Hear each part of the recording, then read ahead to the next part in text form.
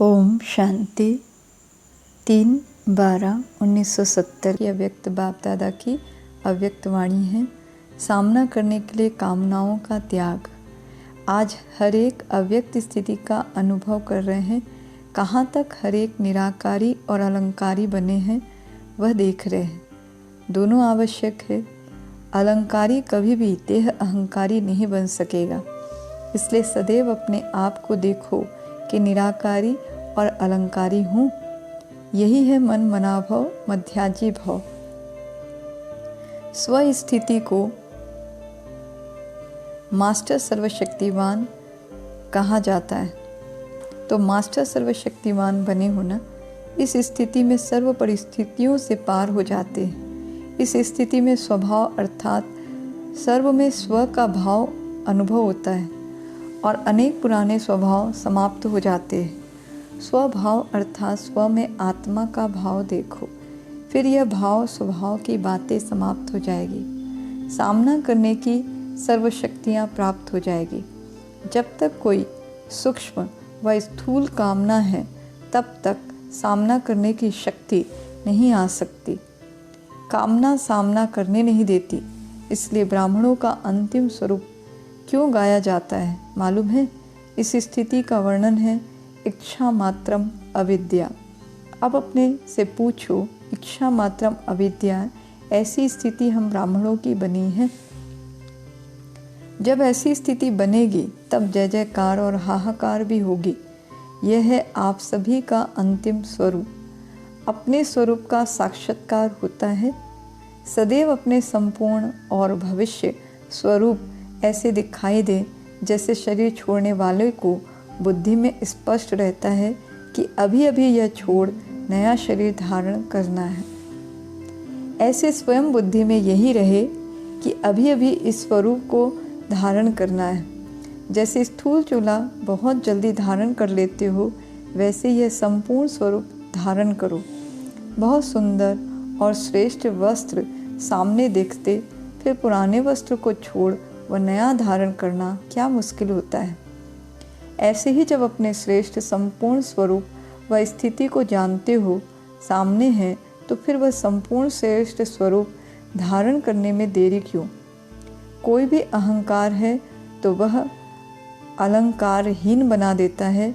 इसलिए निरहंकारी और निराकारी फिर अलंकारी, इस स्थिति में स्थित होना, सर्व आत्माओं के कल्याणकारी बनने वाले ही विश्व के राज्याधिकारी बनते हैं। जब सर्व के कल्याणकारी बनते हो तो क्या जो सर्व का कल्याण करने वाला है वह अपना कल्याण कर सकता है? सदैव अपने को विजयी रतन समझकर हर संकल्प और कर्म करो। मास्टर सर्वशक्तिमान कभी हार नहीं खा सकते। हार खाने वाले को न सिर्फ हार लेकिन धर्मराज की मार भी खानी पड़ती है। क्या हार और मार मंजूर है? जब हार खाते हो, हार के पहले मार सामने देखो। मार से भूत भी भागते हैं, तो मार को सामने रखने से भूत भाग जाएंगे। अब तक हार खाना किन्हों का काम है? मास्टर सर्वशक्तिवान का नहीं है। इसलिए वही पुरानी बातें, पुरानी चाल अब मास्टर सर्वशक्तिमानों की सूरत पर शोभा नहीं देता है, शोभता नहीं है। इसलिए संपूर्ण स्वरूप को अभी अभी धारण करने की अपने से प्रतिज्ञा करो। प्रयत्न नहीं, प्रयत्न और प्रतिज्ञा में बहुत फर्क है। प्रतिज्ञा 1 सेकंड में की जाती है, प्रयत्न में समय लगता है। इसलिए अब प्रयत्न का समय भी गया। अब तो प्रतिज्ञा और संपूर्ण रूप की प्रत्यक्षता करनी है। साक्षात बाप समान साक्षात्कार मूर्त बनना है।